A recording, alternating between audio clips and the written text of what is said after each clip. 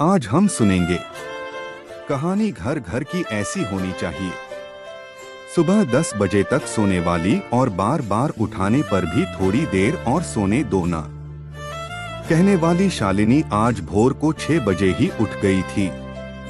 इतना ही नहीं, उसने सबके लिए चाय बनाई, पेपर लेकर आई, बगीचे में पानी दिया और पापा को सुबह मॉर्निंग वॉक के लिए भी उठाया। सभी लोग शालिनी को बड़ा आश्चर्य से देख रहे थे। सभी का एक ही सवाल था, शालिनी तुम यह क्या कर रही हो? शालिनी ने धीरे से जवाब दिया, 3 महीने हो गए हैं मेरी शादी तय हुए। वहां पर कौन होगा मेरे आगे पीछे घूमने वाला? वहां तो सब मुझे ही करना होगा। बस इसलिए आज से शुरू कर दिया।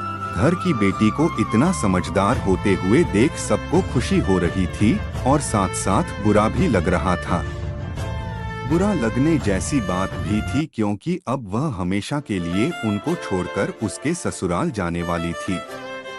1 और महीना बीत गया और आखिरकार शालिनी की शादी हो गई। वह अपने ससुराल आ गई। सुबह समय पर जाग पाएगी या नहीं, इसी विचार में वह रात भर सो ही नहीं पाई। सुबह होते ही उसने नहाया और पूजा की और खाना बनाने की तैयारी करने लगी। वह सोचने लगी कि आज खाने में क्या बनाया जाए जो बड़े और बच्चे दोनों को पसंद आए। तभी पीछे से एक मीठी आवाज आई।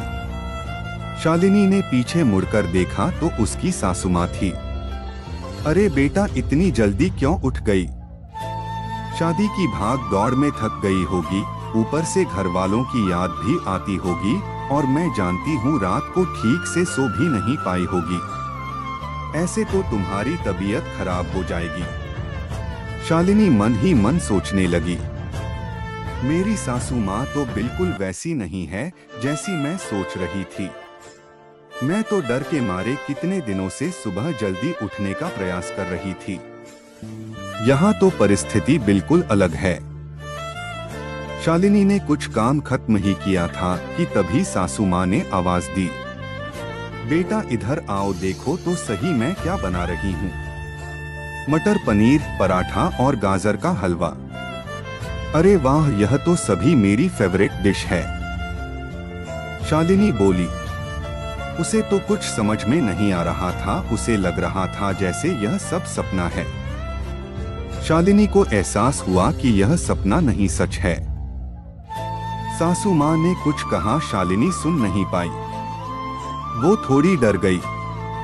उसे डरा हुआ देखकर सासू माँ ने कहा, शालिनी जरा इधर तो आओ, यहाँ तो बैठो। मेरी बात ध्यान से सुनो और समझो, शादी मतलब लड़की की परीक्षा नहीं होती है। तुम्हारी शादी सिर्फ मेरे लड़के से नहीं हुई है। जितनी जिम्मेदारी उसकी तुम्हें खुश रखने की है, उतनी ही हम सबकी भी। हमने तुम्हें घर सिर्फ काम करने के लिए नहीं लाया है। तुम्हें क्या क्या आता है या तुम हमारे लिए क्या कर सकती हो, यह सब देखने के लिए तो बिल्कुल नहीं। और हम तुम्हारी आजादी भी तुमसे नहीं छीनेंगे। अगर अपनी बात करूं तो मुझे सिर्फ एक अच्छी फ्रेंड चाहिए थी। मैं बिल्कुल नहीं मानती कि बहू ने सुबह सुबह जल्दी उठकर पूजा पाठ करना चाहिए। और मैं यह भी नहीं मानती कि बहू को बहुत अच्छा खाना पकाना आना चाहिए। शादी का मतलब तुम्हारे सपनों का बलिदान बिल्कुल भी नहीं हो सकता। बल्कि मैं तो कहूंगी कि शादी का मतलब तुम्हारे सपनों को और ज्यादा ऊंची उड़ान देना होना चाहिए। हम सब हमेशा तुम्हारे साथ हैं, हर दिन हर पल। शालिनी की शादी को अब 10 साल बीत चुके थे।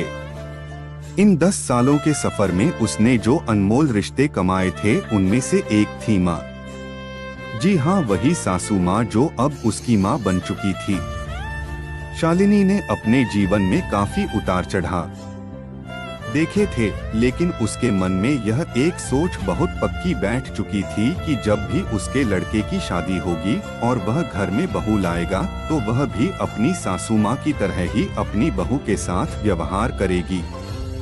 टीवी सीरियल्स में सास बहू को दिखाया जाता है वही वास्तविकता है, ऐसा बिल्कुल नहीं है। समय के साथ लोग बदलते हैं, लोगों के विचार बदलते हैं। कुछ गलत लोग जरूर जीवन में आते हैं, लेकिन सभी गलत हो ऐसा जरूरी नहीं। आखिर में यही कहूंगा कि बहू मतलब बेटी ही होती है। गलतियां तो हर किसी से होती है, इसलिए बहू के साथ भी वैसा ही व्यवहार करें जैसा खुद की बेटी के साथ करते हैं।